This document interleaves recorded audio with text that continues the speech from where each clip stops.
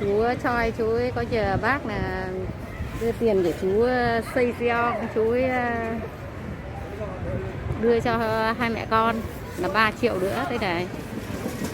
Thì hai mẹ con cầm đi rồi nhé.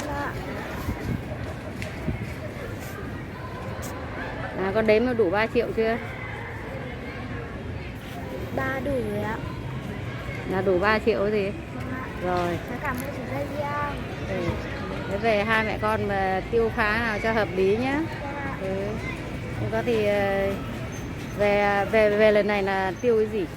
Là tiêu tiền gì? Đóng nhà với tiền điện ạ. Đóng tiền điện. Đóng tiền điện, tiền nhà. Nhà có phải đóng không? Nếu như mà họ đòi thì chắc cháu cũng phải đóng. Chào hai mẹ con nhé. Rồi ok. Hẹn gặp lại lần sau. Ok. What is going on, guys? Just back with another video to update about Chau Anh, the formerly homeless kid that we got off the streets and into a place. Unfortunately, last video I uploaded had to be taken down because YouTube, they just automatically took it down. I don't know how, the AI is getting better, guys, but they said that you can't have people's bank info just released out on the webs. So I don't know, I'm gonna try to I think I did blur it. I blurred my name. But so we're gonna blur everything this time. So unfortunately I left the bank account details so that people could send directly to them, but now they're not allowing that. So anyway, since last time, that last video, we dropped to 16.46 million, and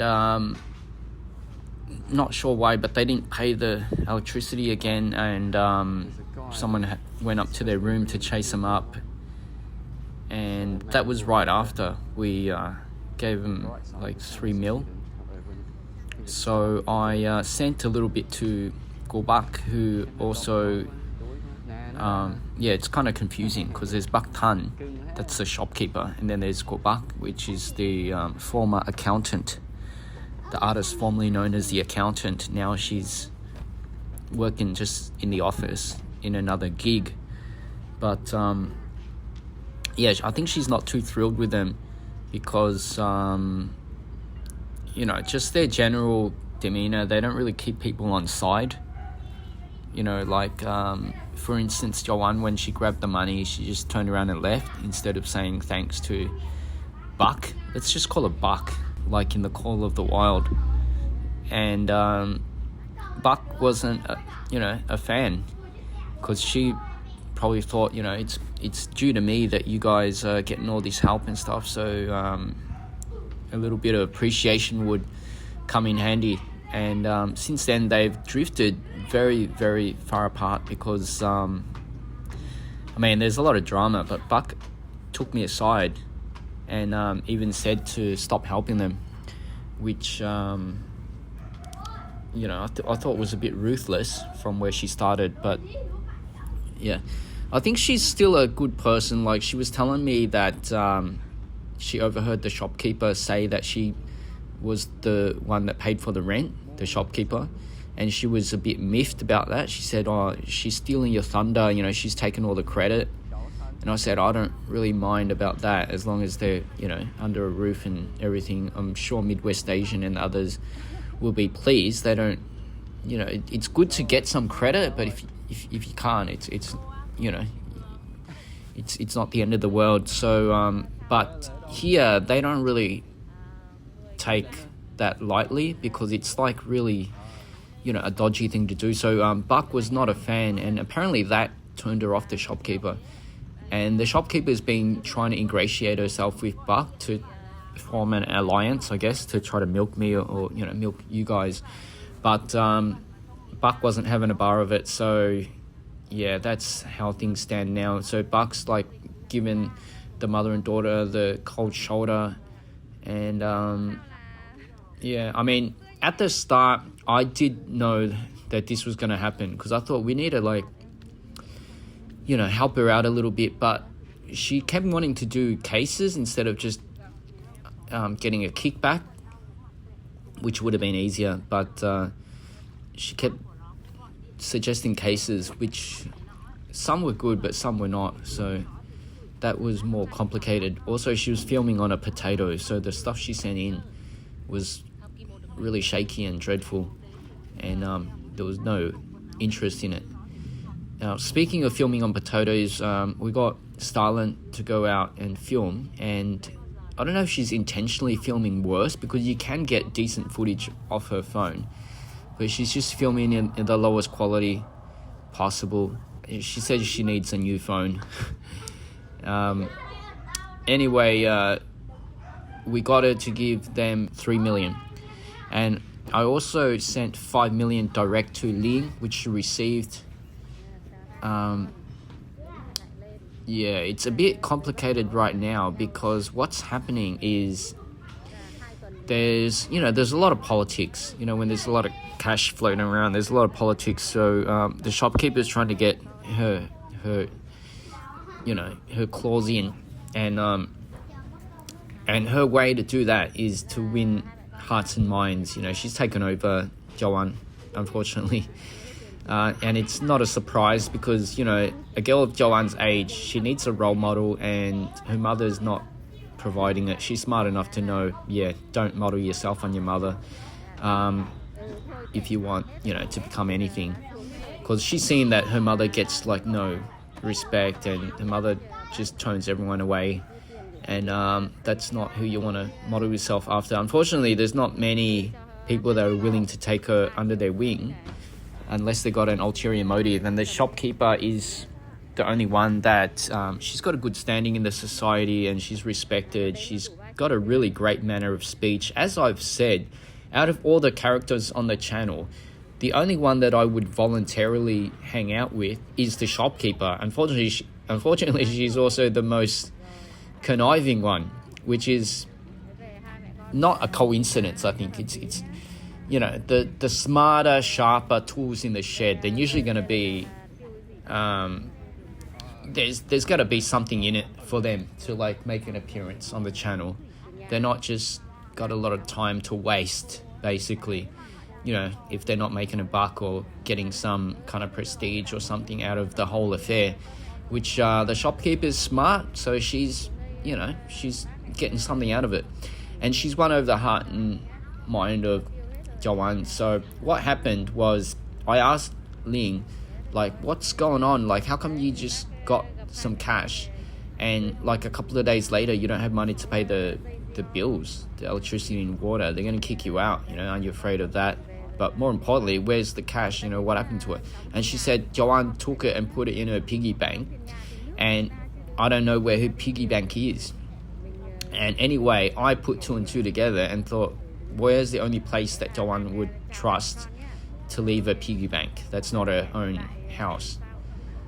Obviously the shopkeeper. Like, she doesn't have many people that she can trust like that. So, and she's not just going to bury it in the woods or something, because someone will just find it.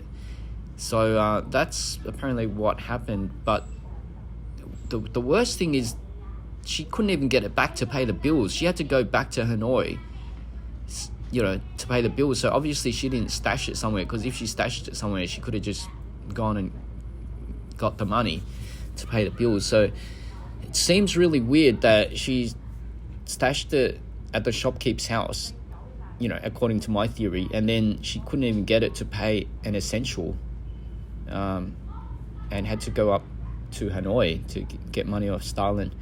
So that's why we are not able to just give her everything right now. It would just be dumb, like, she's 13. Like those princes in the old stories where there's the power behind the throne, like the prince that's like 7 years old or 11 or whatever inherits the whole kingdom, and then there's some crafty guy behind the scenes that takes over that de facto rules the whole kingdom.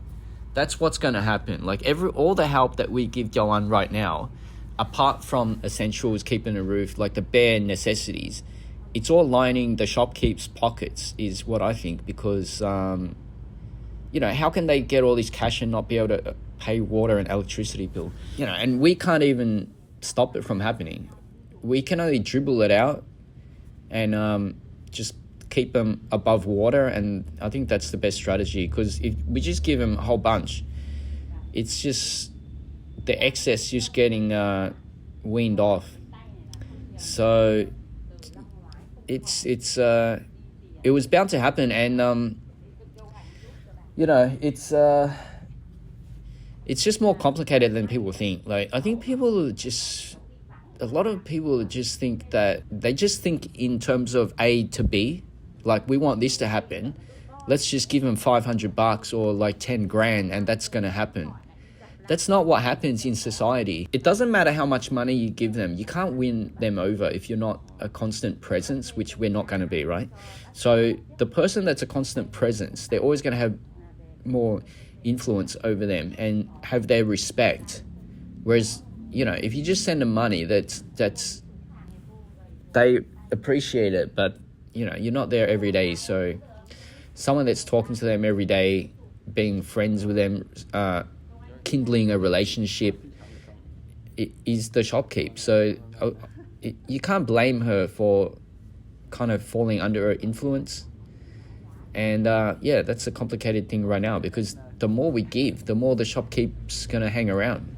Hopefully she doesn't get this translated because it's not very flattering, but I don't really blame her for it, because she's just smart, and she's still a cool person. It's just that we're on opposite factions. We're trying to get the kid and her mother to get the bulk of the help, and she's trying to siphon it off, kind of like what happened with the Hill Tribe school, that we try to give the food to the kids, and but kind of just like the cuckoo, those cuckoos, like they lie in the nest and you think you're helping your young nestlings, but you're actually fattening up the cuckoo.